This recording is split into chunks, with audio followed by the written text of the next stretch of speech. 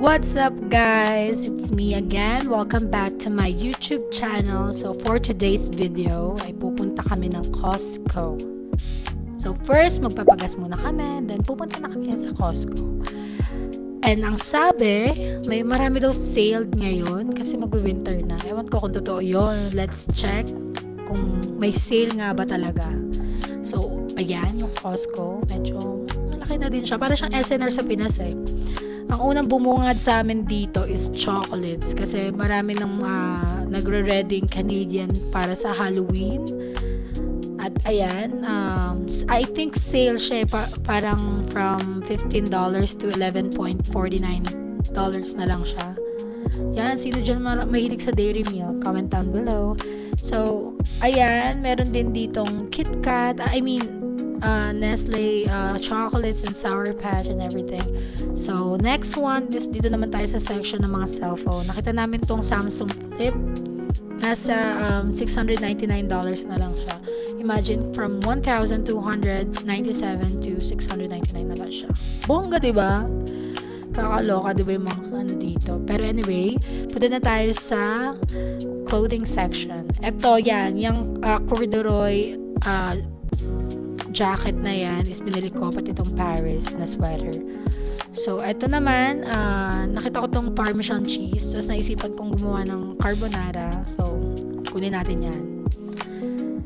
And then, ikot-ikot lang kami. Time check kasi nito, para nasa 9:49 pa lang to eh. AM ha.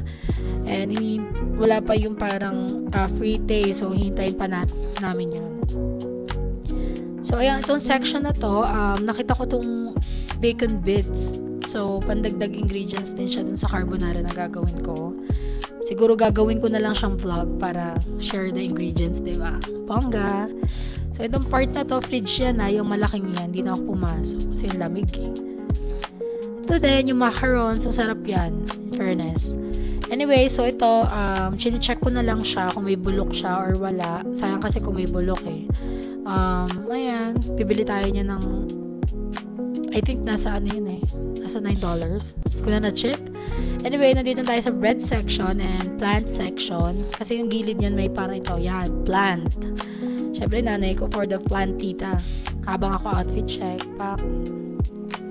So, naisip sana ng nanay ko na bumili ng shrimp kasi hindi na lang. So, ito na yon yung pambansang chocolate Toblerone. Truffles, parang ito ibang klase ng Toblerone yun. May truffles. So, naman, laki naman ng Toblerone, no? Toblerone, parang gano'n. Anyway.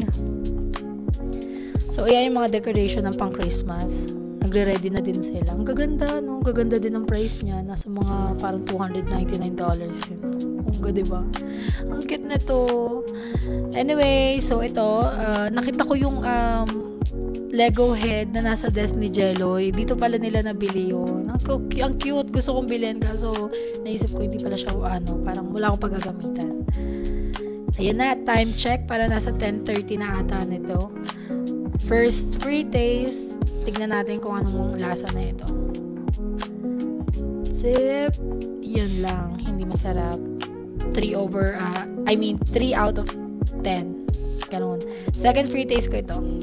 Tapos itong matandang to, nagulat siya kasi lumingon yung gimbal.